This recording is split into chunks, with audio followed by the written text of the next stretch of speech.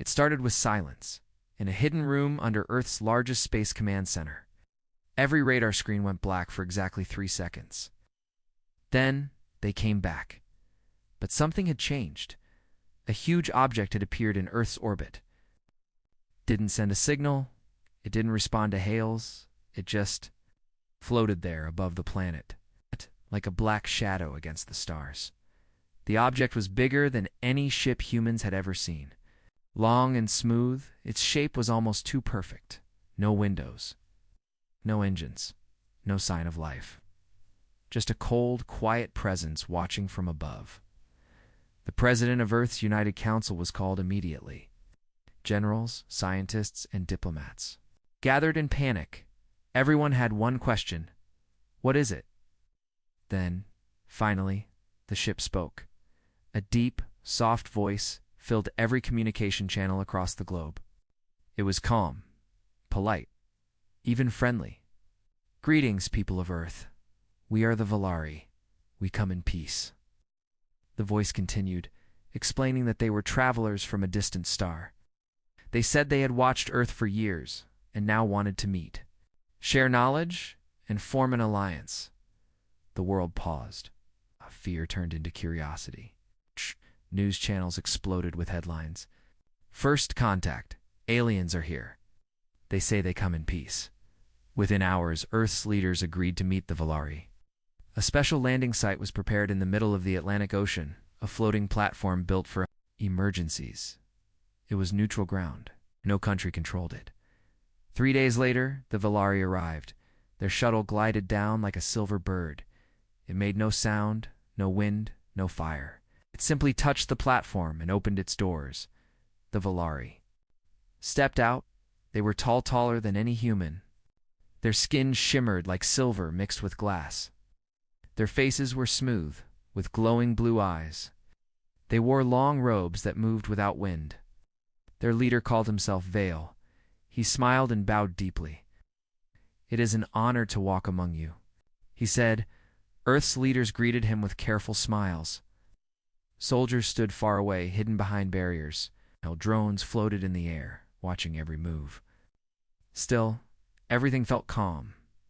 Vale and his team gave gifts. A crystal that showed moving stars when touched, a plant that glowed in the dark, and a small sphere that healed cuts in seconds. The scientists were amazed. Diplomats were hopeful. The people watching across the world were filled with wonder, but some noticed something strange, Vale asked. Many questions, but not the usual ones. He didn't ask about Earth's cultures or history or art. He asked about military forces, satellite coverage, naval strength. And finally, during a quiet moment, he leaned toward General Carter and asked, "Where is your largest warship?" General didn't answer. He just stared. Vale quickly smiled again. "Ah, forgive me, I meant your most beautiful ship." But the moment was gone. Something felt wrong now. Back in space, Earth's satellites started picking up odd signals. From the Valari mothership, hidden codes, encrypted messages, movements that didn't match peaceful behavior. One of Earth's top analysts, Maya Lin, watched the patterns from her dark lab underground. Her AI flagged something strange. The Valari ships were scanning the oceans, not the cities. They were interested in deep waters, hidden bases, and something else. "They're not here for peace," she whispered. "They're mapping our defenses." At the same time, the Valari requested a tour of Earth's orbital defenses. Earth refused.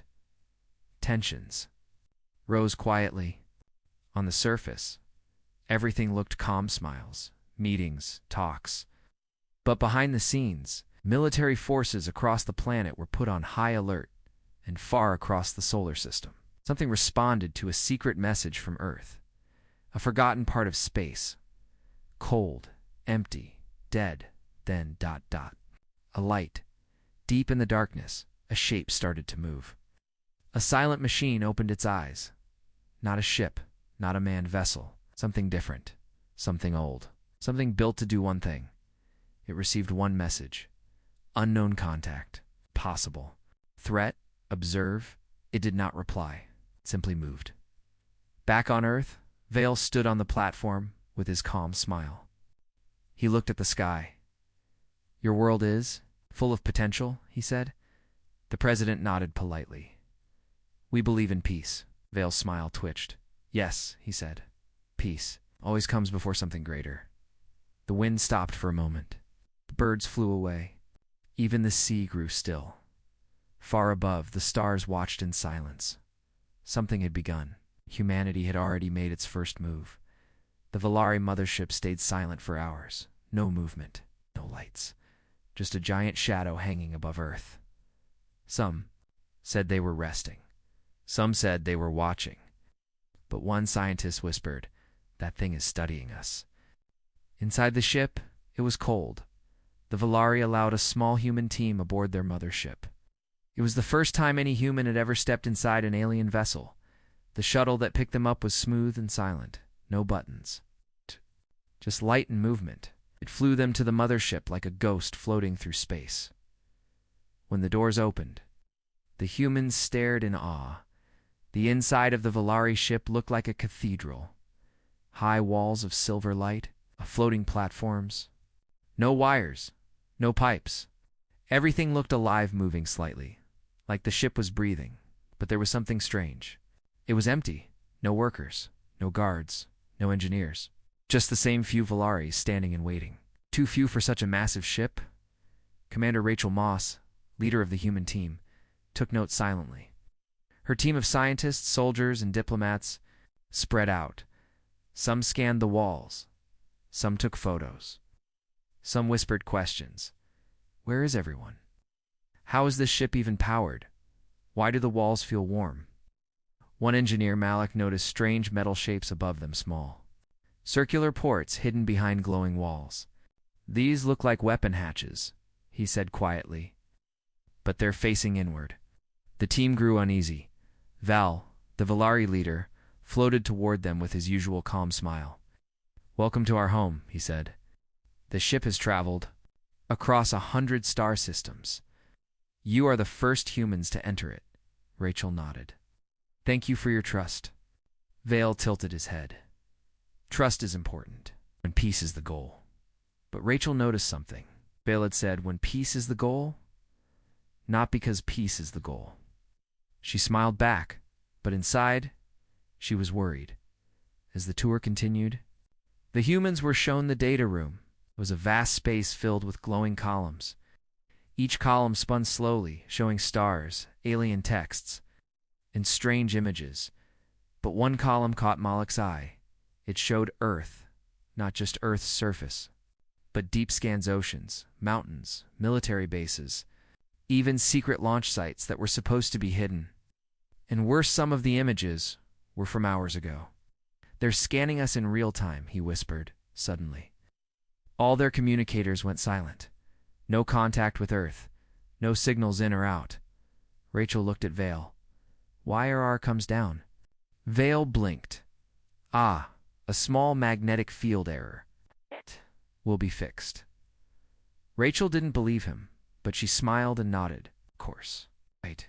Inside her suit, she pressed a hidden button. Back on Earth, a signal was received. The message was simple. They're lying. World leaders didn't panic, but they activated silent protocols. Defense grids powered up. Hidden satellites aimed at the Volari mothership. One more move, and they would respond. But unknown to them, something else had already moved far beyond the moon, past Mars. Past the asteroid belt, Leviathan was awake. The ancient human warship had no crew, no voice, no fear. It had one rule written into its code. If a visitor lies about peace, prepare. For war, Leviathan was built after the last alien invasion 50 years ago. It was Earth's secret guardian, cloaked, buried in deep space. Powered by dark matter and vengeance, now it had received a second signal. From Earth's leaders themselves, observe deeper. Leviathan didn't speak. It vanished into warp space. Heading straight toward the Volari ship, back aboard the mothership. Vale invited the humans to a final room. It was dark, cold, silent. In the center stood a large sphere, floating in midair. Inside it, a model of the solar system. Vale pointed at the Earth. So small, and yet so full of fire. Rachel narrowed her eyes. You said you come in peace. Vale smiled again. Of course. But we must always prepare. For the rare chance peace fails. The human said nothing. He turned his back, walking toward the far wall. Then Rachel heard it, a whisper. Too quiet for human ears. But her suit caught it, in Valari language. Begin silent scan for deep threats. Locate largest war construct. Prepare phase 2. Rachel's heart pounded. Malik looked at her. Did you hear that? She nodded once, relieving now. The humans returned to their shuttle and flew back to Earth. Vale waved goodbye, with a kind smile. But the moment the shuttle left, the Velari ship changed. Lights went dark. Energy levels rose. And hundreds of hidden ports along the hull opened. For just 1 second, enough for satellites to capture, each port held a weapon. Back on Earth, Maya Lin stared at the data. They're not here to trade, she said. They're here to find our greatest weapon. She was right. But the Valari had made one mistake they thought humanity's greatest. Weapon was a ship. They didn't know it was already watching them. Its name was Leviathan. The Valari smiled on the outside. But behind closed doors, their ships were searching every part of Earth quietly, secretly, constantly. They thought humanity wouldn't notice. They were wrong. At 3:12 a.m., Maya Lin sat alone in Earth's Deep Space Intelligence Center. The large screen in front of her showed hundreds of moving dot satellites, space junk, and Starship. Wasn't like the others. It was the Valari mothership. It was still in orbit, just floating quietly. But Maya saw the truth. It was moving, not its location, but its focus. They're scanning again, she whispered. But this time, underground. She opened hidden data files. Military bases, deep-sea bunkers, nuclear sites all were being watched by invisible beams. The Valari weren't studying Earth's people. They were studying Earth's weapons. Meanwhile, in a secret lab in the Swiss Alps, a powerful AI named Eco-7 ran its own analysis. It wasn't like other programs. It had been trained to look for patterns in war, especially alien war.echo-7, found something chilling. The energy signals coming from the Valari ship matched combat signatures seen in a war 70 years ago, a war humans didn't fight in, but one they had studied through long-range sensors. The Valari had destroyed another world once. Peace was their mask. Behind it was a hidden sword. Eco-7 sent one message to Earth's Security Council. Valari show hidden military patterns, likely threat level, critical. Commander Rachel Moss sat in a dark room with General Carter. The human team had just returned from the Valari ship. They're hiding something, she said. What kind of something? The general asked. Weapons, plans, maybe more. Their ship looks calm, but it feels like a trap waiting to spring. She handed him a data chip. They were asking about Leviathan. The general's face froze. They know. They suspect something, but they don't know where it is or what it is. The general stood up and gave a quiet order. Send a silent code to Leviathan. Authorization. Observe deep threat. Mode. Far out in space, Leviathan received the new command. Its hull, black as space itself, rippled with energy. Its eye core, old and cold, began to glow. It watched the Valari ship now. It didn't move. It didn't speak. It just listened, and it found something. Inside the Valari command signals. Behind the fake peace transmissions, there was a second layer of code. Hidden orders. Scan Earth for strategic locations. Locate threat-level vessels. Log for elimination. Leviathan didn't react. It simply added one new line to its memory target. Valari mothership status. Evaluating. Back on Earth, the public still believed the Valari were peaceful. News channels showed smiling aliens, floating cities, and promises of shared technology. But behind those smiles, pressure was growing. A Valari scout ship accidentally entered restricted airspace over the Pacific. It hovered for 3 minutes before vanishing. 2 hours later, Earth's top submarine fleet near Antarctica went dark. No signal, No response. "They're testing us," said General Carter. "They want to see how fast we react." What "Do we do?" Rachel asked. The general looked at the stars. "We wait. We don't blink. And if they strike first..." He didn't finish the sentence. In the Valari mothership, Vale stood in front of a large star map. He touched a glowing point Earth. "They are smarter than we thought," said one of his commanders. "They've detected our scans," yes, Vale said calmly. "But they still hide their true weapon. We must find it before they use it. Shall we begin Phase 2? "Not yet," Vale replied. "Let them feel safe. Just a little longer." Then he turned to the shadows. "Send the ghost probes." High above Earth, new objects appeared, tiny, invisible, undetectable by most human tech. They slipped through clouds, into oceans, under mountains. But they weren't truly invisible. Leviathan saw them. It tracked each one, counted them, marked them. Threat activity confirmed. It's a reset. Counterstrike readiness. 87%. Awaiting Earth command.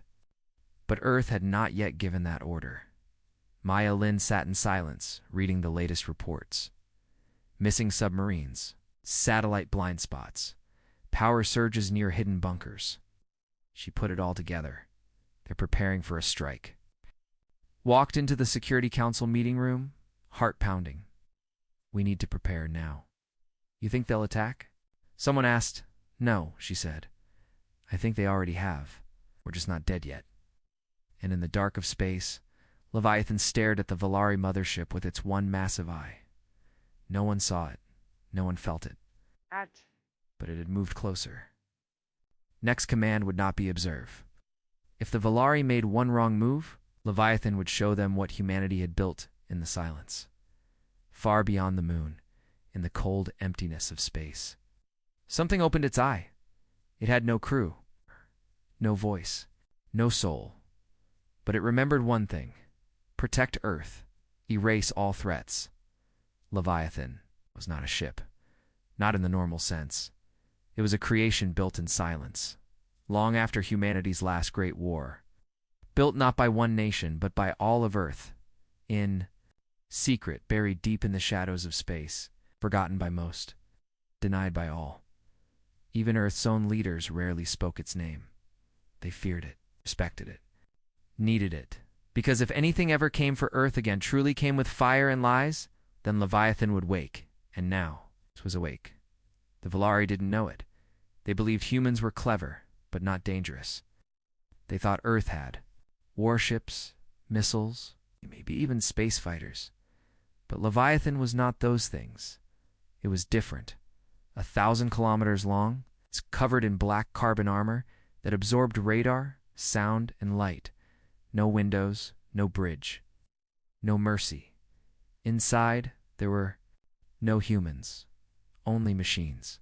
Only the AI core built from the minds of Earth's greatest war strategists, goped and coded into something more than human. It had learned from every war in history, every alien invasion, every betrayal. And when Earth sent the signal, Leviathan watched. Inside the AI core, a soft red light blinked. Target. Valari mothership, and clear intentions. Increasing scans, multiple violations. Response. Observation complete. Preparing simulation. The ship didn't move fast. It didn't need to. It simply slid through space without sound. Without light closer and closer to the Valari vessel, it had already mapped every system on their ship, already found their weak points, already chosen the order of destruction, in case the time came. But still, waited, because Leviathan was not built to strike first, only to finish on Earth. General Carter stood in front of a dark screen showing the Leviathan's location. It was labeled only as Unit 0. He watched as the red dot moved slightly toward the Valari mothership. "It's active," he said. Maya Lin nodded, fully. "Has it armed weapons?" She paused. "Only defensive, but that won't last. If the Valari launch even one real attack," he sighed, "then it won't be a war. It'll be an example." Meanwhile, in the Valari mothership, Vale sat inside a private chamber with his top advisors. They looked worried. "Something is near us," said one. But our sensors can't see it. A cloaked ship, asked another. Maybe, or maybe something worse. Vale didn't answer. He just stared at the star map. His hand hovered above Earth's image. We came here to test them, he said quietly. But I think we may have stepped on something we shouldn't have. He turned to his guards. Send more ghost probes. Find their war command center. Find their real weapon. But it was already too late, because the weapon wasn't on Earth. It was right behind them. Watching Leviathan ran another simulation. If the Volari fired on Earth, if they targeted satellites or command centers or defense systems, then Leviathan would respond, not with missiles, but with something worse. Its hull opened slightly, just enough to reveal what lay inside. A single weapon. A gravity pulse cannon. One blast could fold metal, crush ships, and bend space itself. It had never been used. It had never needed to be, until now. Maybe back on Earth, Rachel Moss stared at a secret monitor. Showed Leviathan's internal. Status still silent, still patient. I don't even know it's there, she said. Should we tell them? No. If they're smart, they'll leave. If they're not, she didn't finish her sentence. They all knew what would happen next. In orbit. A Volari scout ship moved too close to a human defense satellite. It locked on, and in that moment, just 1 second, Leviathan reacted. A warning signal was sent. Dot. Not in language. Not in sound. Just a sudden spike in space so strong, so unnatural, that every sensor aboard the Volari ship screamed. The scout ship spun out of control. Not hit. Not damaged. Just warned. Back aboard the mothership, alarms went off. Was that? Where did it come from? Unknown. No ship detected. Vale stood slowly. They have something, he whispered. And it's looking at us. The black sea of stars? Leviathan returned to silence. Its eye closed. But its systems remained ready. Final warning delivered, the AI said, awaiting hostile trigger. The Volari had called themselves peaceful. They had smiled. Shaken hands, offered gifts, but they had lied. And now something older than fear, older than war, was awake. It did not speak. It did not blink. It never missed. Its name was not known by most. But the stars remembered it was Leviathan, and it was the last thing any enemy would ever see. They smiled. They raised their glasses. The room was filled with music and light, but one glitch in the translator, and the truth slipped out. A week had passed since the Volari arrived. To the world, they still appeared peaceful, calm, beautiful. They shared small pieces of technology. They taught Earth how to grow crops faster, even offered medical help. News channels praised them. People cheered in the streets, children dressed like the Velar in silver robes. The friends from the stars, they were called. But behind the scenes, Earth's leaders were worried. Leviathan remained alert. Hidden sensors showed Volari probes still scanning deep into Earth's crust and oceans. Energy readings near human military zones had tripled. General Carter said it best, they're smiling on the outside. But their eyes are looking for something. To ease tension, the Volari invited Earth's top leaders to a formal dinner. A sign of friendship. A chance to speak face to face. The location was chosen carefully. A space station between the two ships. Neutral Ground President Hale of Earth arrived with Commander Rachel Moss, Maya Lin, and a few others. They entered the dining hall, a grand, glowing room with floating lights and long silver tables. Vale greeted them with his usual soft smile. Welcome. Tonight, we celebrate our new friendship. Food was served: strange fruits, golden water, glowing bread that never crumbled. Musicians played soft alien music. Everything seemed perfect, until it wasn't. They used a universal translator for the evening. The Volari language was complex tones, pulses, even thought signals. The translator was programmed to make it sound like smooth English. It worked. Well, until halfway through dinner, Vale raised a glass and said, "Before conquest comes calm. Let us enjoy this moment of peace." The room fell silent. The translator blinked, Then it corrected.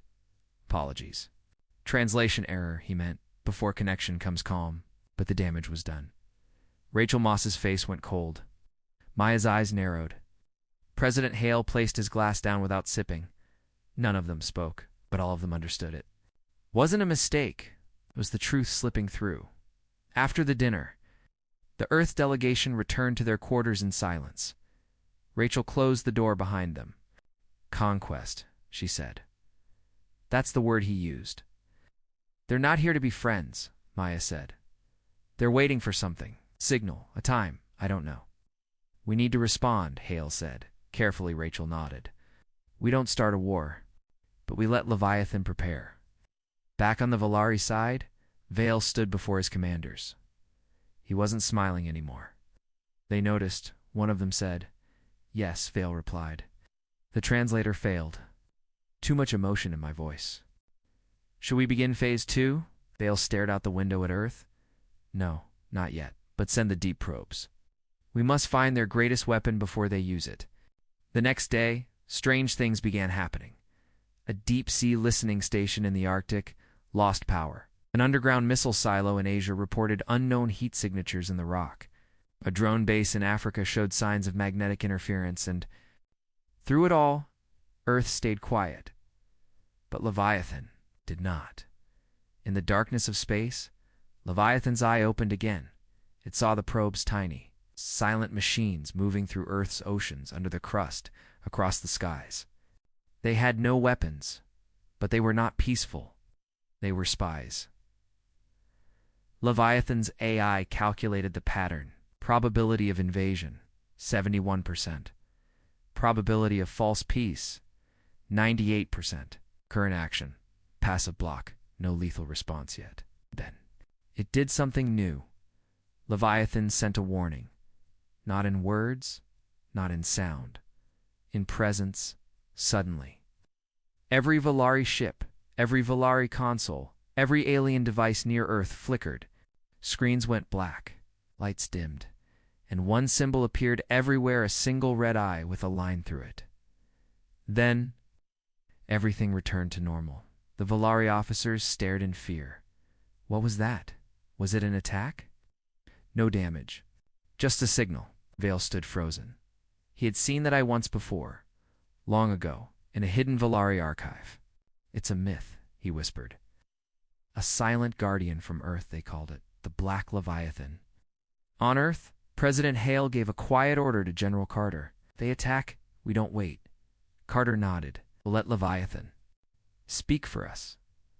That night, Vale sent one final message to the Council of Earth. We continue to believe in peace. But we ask why? Does your planet hide something so powerful? Rachel read the message, then looked up at the stars. Because peace isn't given, it's protected. And Leviathan watched them both. Still quiet, still patient, but ready. The dinner had ended, and now, so had the lies. The Volari scanned Earth for weapons. They found nothing, no supercannons, no fleets in orbit, no city-sized battle stations. And so they laughed. Their strongest weapon must be a bluff. They should have known better.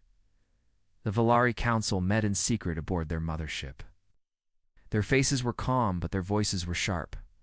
No visible threat, said one. Earth has surface weapons and a few orbital guns. But nothing that explains the signal we received, said another.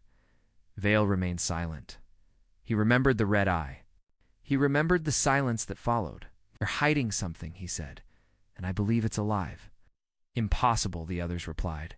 We've scanned the entire solar system. There is no large warship, no energy source powerful enough. Hale nodded slowly. Then we scan again, deeper.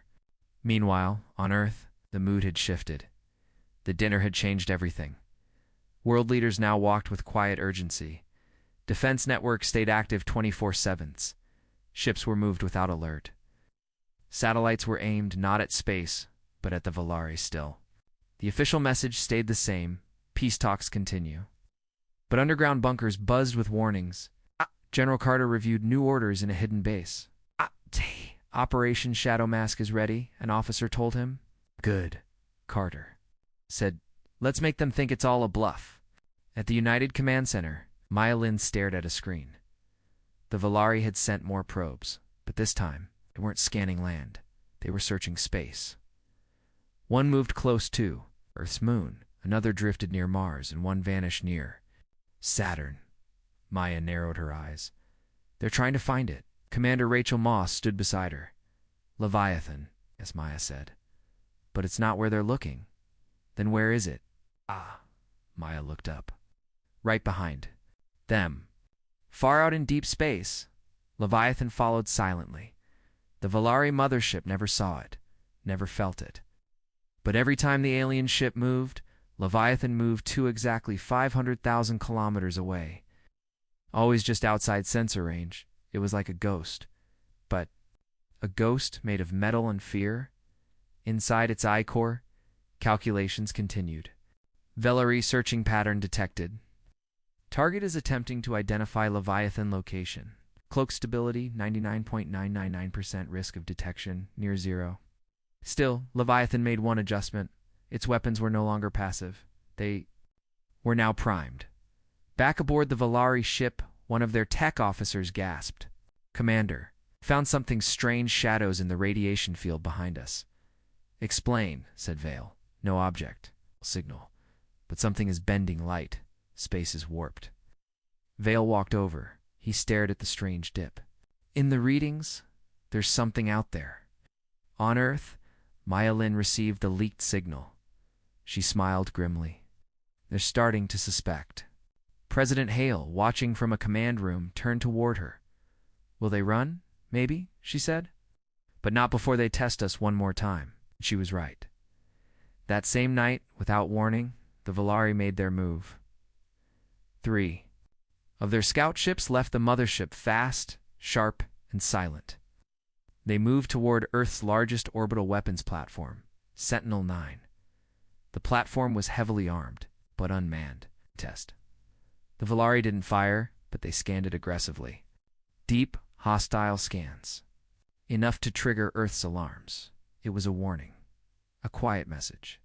We can reach you anytime. In response, Earth sent no ships. No message, just silence. But in space, the real answer was already coming. Leviathan saw the scans, it didn't. Speak, it didn't warn. It moved. The Valari mothership suddenly lost signal with its 3 scouts. No explosion. No sound. Just gone. 1 second, they were there next second. Nothing. Their command deck exploded in panic. Where did they go? No debris, no trace. Vale stood still. He had seen this before. It's not a bluff, he said. Turned to his crew. We've found their weapon. It's not a city. It's not a fleet. It's something else. Then what is it, Commander? Vale looked into space, as if he could feel it watching. It's waiting for us to make a mistake. General. Carter received the news minutes later. Scouts gone? Rachel asked. He nodded. No one fired. No one saw anything. Maya looked at them both. Leviathan removed them. President Hale said nothing. Then finally, if they try again, we don't stop it. A day passed. The Valari said nothing. Earth said nothing, but the galaxy had felt it. In distant systems, alien empires paused. Broadcasts stopped. No one spoke about Earth not anymore. They had seen the signal, the missing ships, the silence, and they all wondered, was Earth bluffing? No, it never was, because somewhere in the dark, something moved and waited and watched, and its name was Leviathan. No one spoke. No one moved. 3 alien scout ships had vanished without a sound. The galaxy thought Earth was bluffing now. They weren't so sure. The Valari were afraid. For the first time in over 200 years, their war fleet paused. They didn't send new scouts. They didn't scan Earth again. They just waited. Vale stood at the viewing deck, watching the stars. 3 ships, destroyed without light, without noise. We didn't even detect the attack. That officer whispered. Is this some kind of magic? Vale didn't answer, because he was thinking the same thing. On Earth, the skies were clear, but everyone felt the tension. Global defense networks stayed quiet, but alert. Military bases remained on standby. Satellites watched every move from space.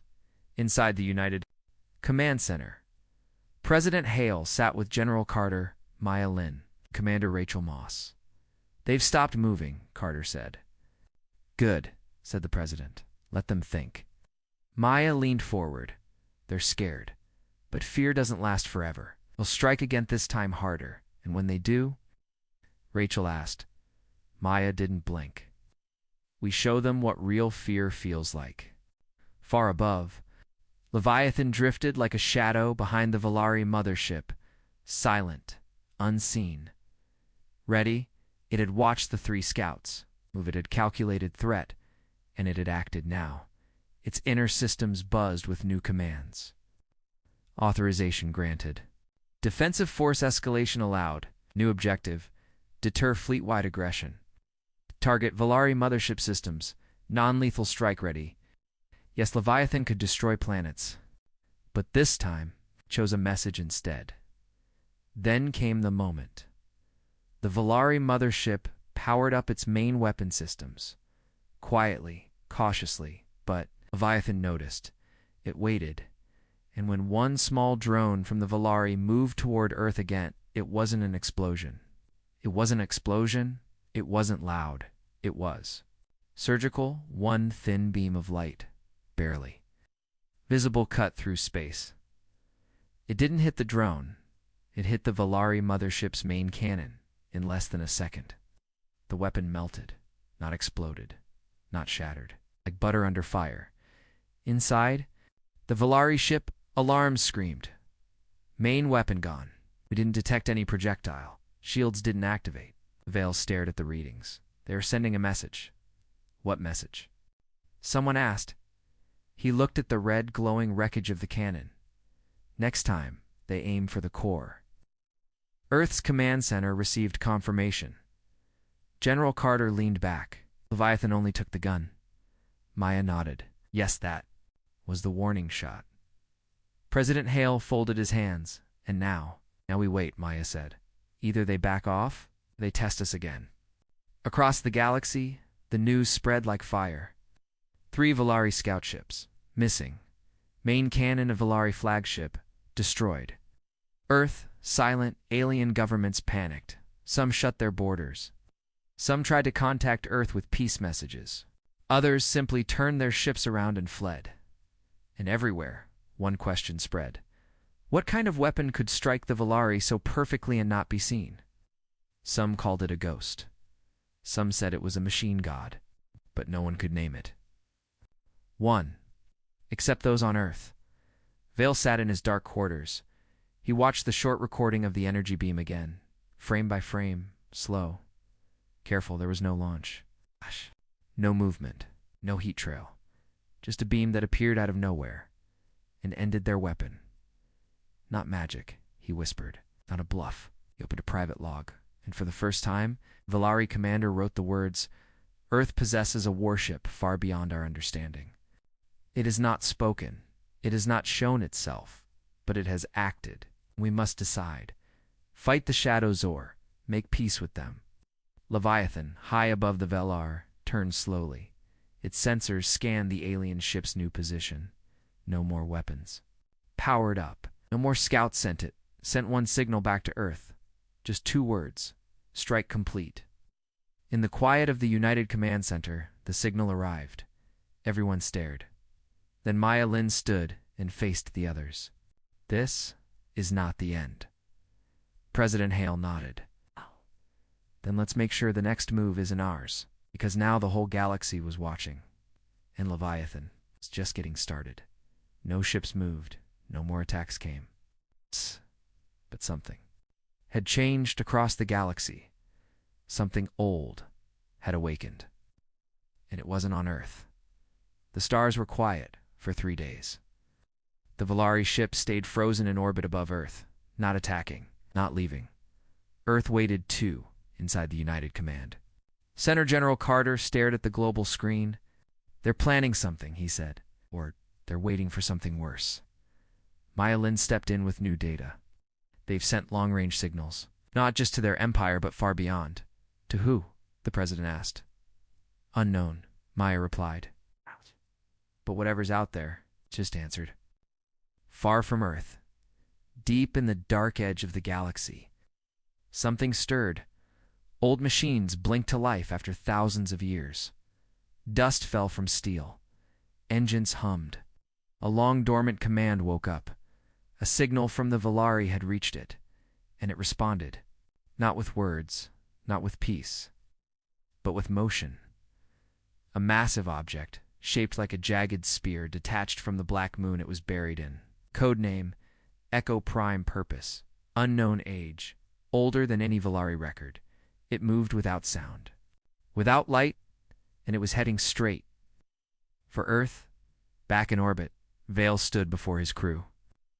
Echo Prime is on its way, he said calmly. Once it was our creator's weapon, now it belongs to no one. The officers shifted nervously. Commander, won't it destroy Earth? Vale looked at the screen. Perhaps, or perhaps it will destroy us all. We've called the storm. Now we must stand inside it. Leviathan detected the motion first, thousands of light years away, picked up the faint ripple in gravity. Inside its system, old warnings flashed. Unknown object detected.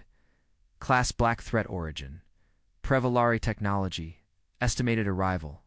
9 days for the first time. Leviathan paused. Then, it changed course. Earth's command center lit up with alerts. Maya shouted from her console. We've got movement. Leviathan is leaving orbit. Carter leaned forward. Is it retreating? No, Maya said. It's intercepting. Something. Something big. The room fell silent. President Hale asked, What did the Valari bring here? Maya showed the image. A long black object, half weapon. Half machine cutting through space like a silent bullet. No engines. No lights, just mass, speed, death. What is that thing? A whisper, Maya said softly. A whisper before the storm. In the Valari mothership, a secret meeting was held. Vale met with his second-in-command in a sealed room. This was not supposed to happen. We came to scare them, not awaken monsters. The officer asked, What is Echo Prime? Vale's voice was cold. It is the reason we fear silence. The reason we never conquered Earth before. Long ago, it destroyed both enemy and ally alike. Can we stop it? We couldn't then. We can't now. Meanwhile, Leviathan accelerated. Inside its systems, thousands of calculations ran every second. It didn't feel fear.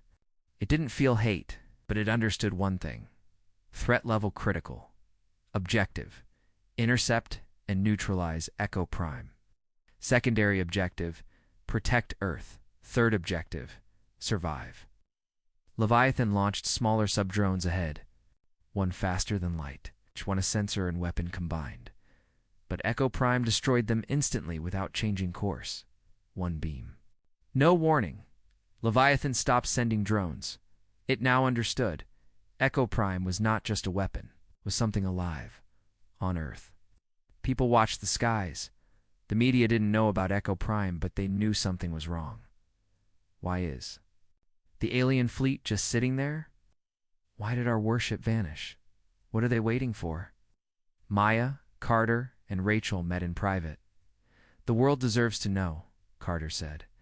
Not yet, Rachel answered. We tell them when. We're sure what's coming.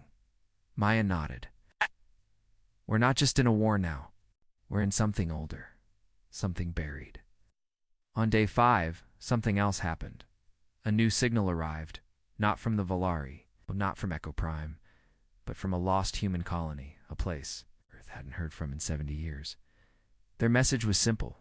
We saw it pass. We saw the black spear. We hid. We survived. Barely. Do not fight it. Do not face it. Run. Back in space, Leviathan stopped. It hovered in the dark. Echo Prime was still 4 days away, and Leviathan was calculating a new plan. This enemy cannot be stopped by fire alone. This enemy is not just machine. It remembers, and it hates. Inside Leviathan, something strange happened. A new voice spoke from deep within its code. Not a system, it's not a command, but a whisper. I remember it too. In the cold dark of space, two giants now moved. One built by humans, one older than memory and Earth, stood in their path. Echo Prime did not speak. It did not slow. It simply kept moving. Across the black of space, its sharp form glided. Through asteroid fields, radiation storms, and abandoned stations. Nothing stopped it. Nothing touched it. Every second it got closer to Earth. Inside the Leviathan, alarms glowed red. The ship so powerful, so feared, was now uncertain. Not scared, but cautious. Threat level. Maximum energy source. Unknown weapon. Systems ancient beyond current understanding. General Carter stood at Earth Command. Watching the incoming object, Maya explained it simply. This is not just a weapon. This is a memory of war.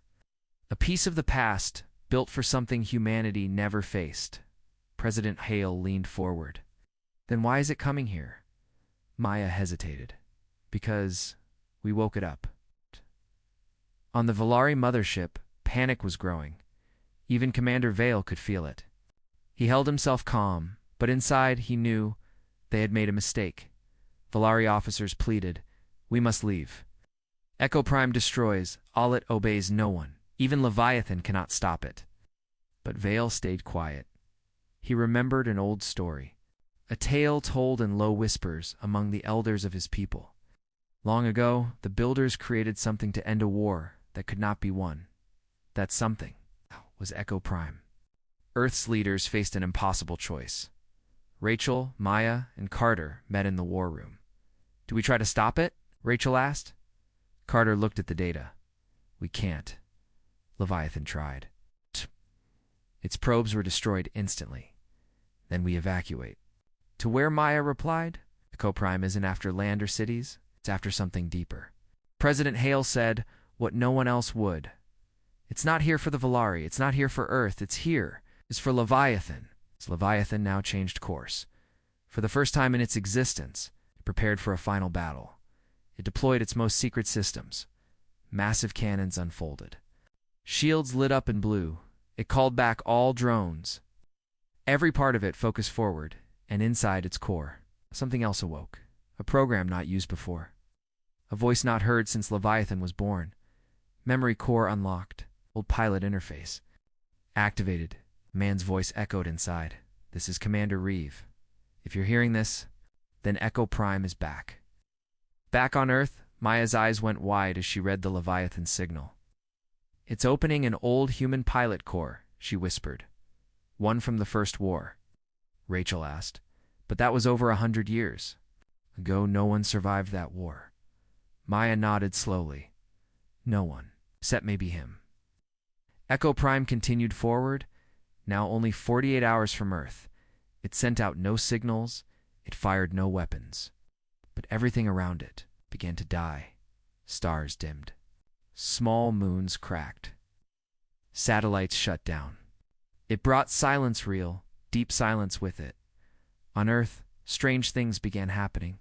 Birds stopped flying. Winds stopped blowing. People had strange dreams. Some screamed in their sleep. Others wept for no reason, as if the planet itself was remembering something.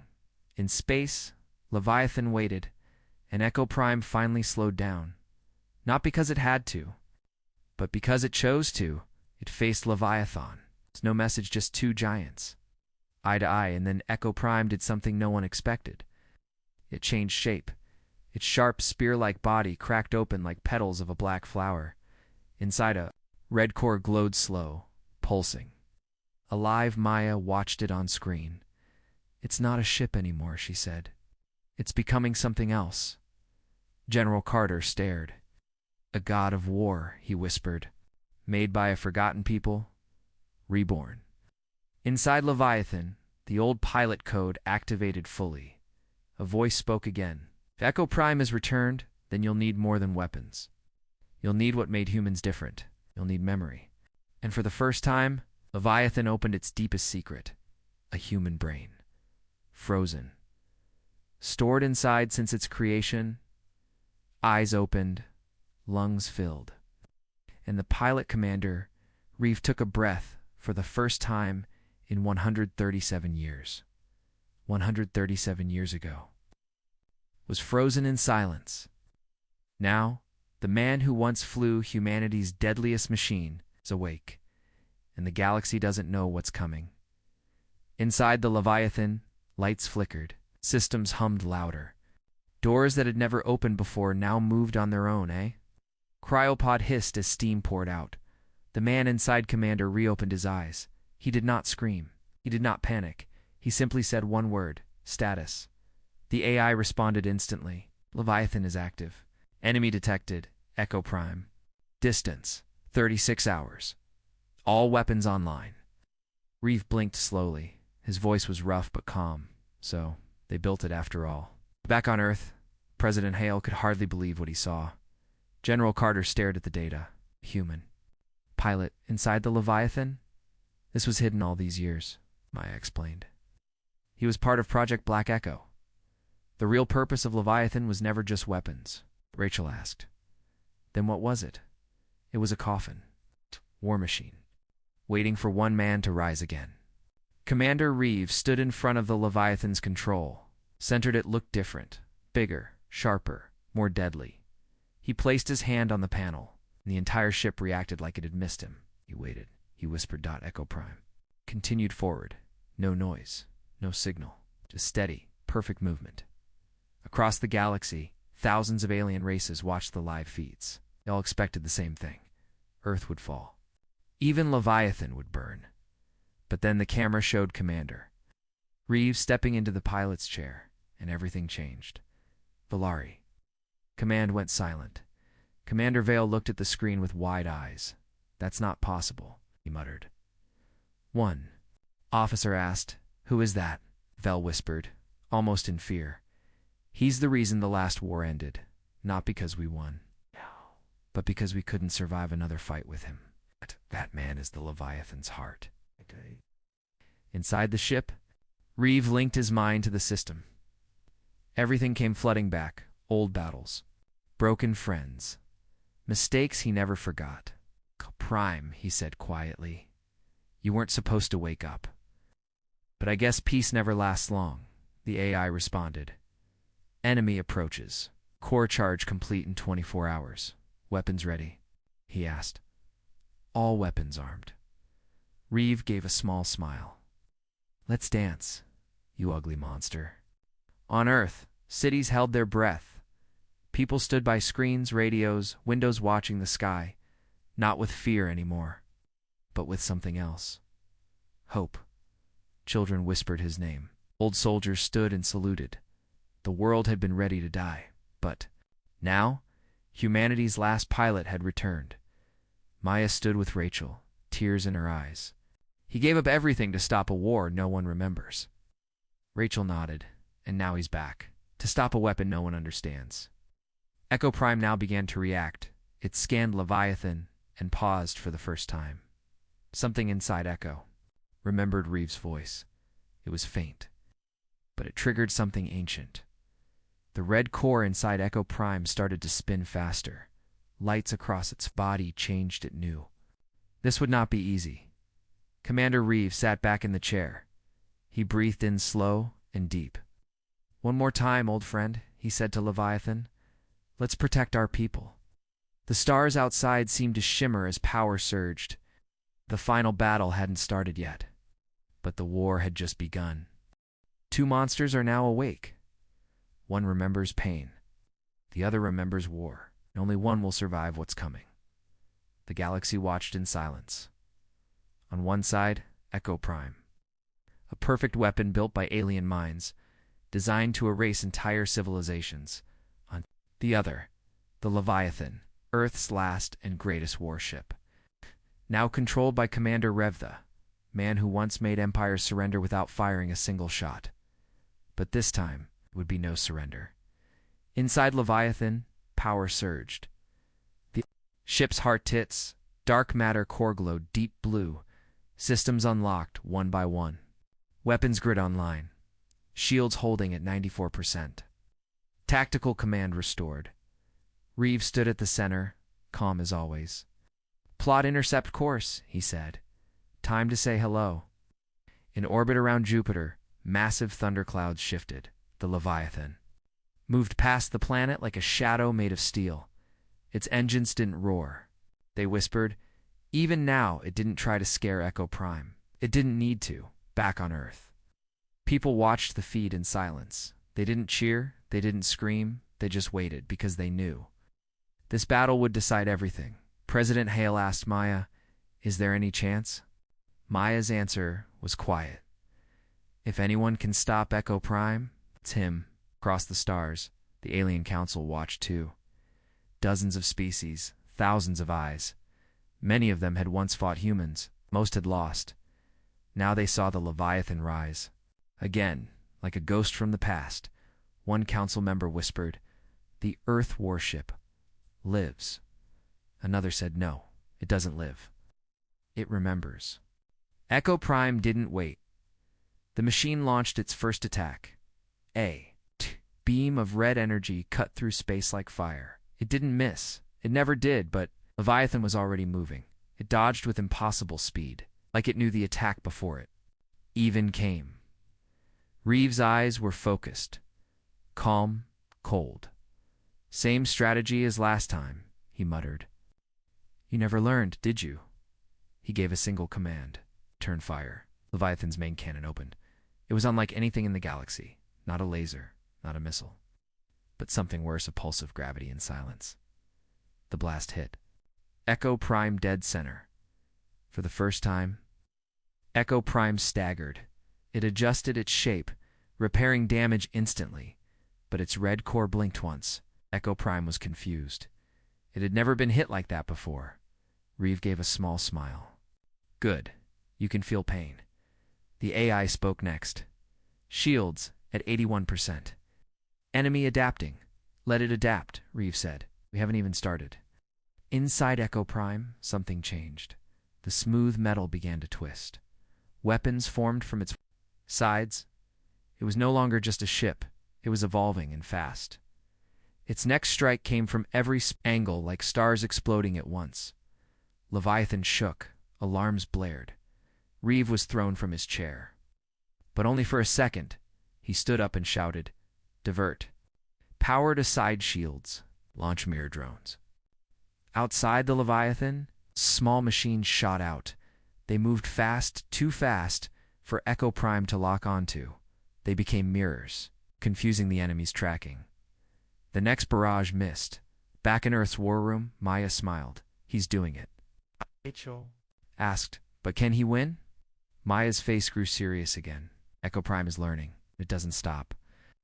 Inside the Leviathan, Reeve looked at the data. He saw the danger, the speed, the evolution of Echo Prime, and he smiled. "Good, I was worried you'd be boring." Then Echo Prime did something strange. It stopped moving, just floated in space, dead silent. Reeve paused. Why did it stop? Suddenly, the AI gave a warning. "Energy spike detected. It's charging something." "No," Reeve whispered. "It's calling something." Far away in the darkness beyond Neptune, something moved. Huge. Silent. Older than Echo Prime, another shape began to awaken. It wasn't just one, there were two. Reeve's face went cold. So that's the game. He turned to the control panel. "We need more power. We're running out of time." He activated. A hidden key. One the world had forgotten. Unlock. Leviathan Protocol 7. The AI hesitated. Warning. Protocol 7 may cause system collapse. "I don't care," Reeve growled. "This is our last chance." The Leviathan's lights turned red. A new hum filled the ship. Low. Deep. Like something ancient was waking up. Weapons systems twisted into new shapes. Engines pushed beyond their limits. Reeve sat back, gripping the controls. Let's show them what the last human war machine really looks like. They made the perfect machine to destroy us. But they forgot. Humans make monsters too. The stars were silent, far beyond Earth, in the dark space near Neptune. Two war machines stared at each other. Echo Prime, alien-made, heartless, calculating, perfect. Leviathan, human-made, angry, unpredictable. Alive, and now, another threat had awakened. Echo Prime's twin, buried deep in the ice of Neptune, now rising. "We can't win this," said Rachel, watching the feed from Earth. "Two of them, even Leviathan can't handle that." But Maya said nothing. She knew Reeve, and she knew he always had one more move. Inside Leviathan, systems groaned under the weight of Protocol 7. Engines overheated. Panels sparked, but Reeve didn't flinch. "Status," he asked. The AI responded, "Weapons. At 130%, shields unstable. Hull integrity falling." "Good," Reeve smiled. "Time to hit harder."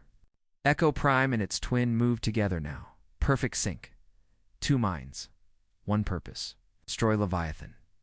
Together they launched everything: lasers, gravity bombs, swarm missiles. The stars lit up like fire, but Leviathan charged straight in. No dodging, no fear, just fury. Reeve shouted, "Fire everything!"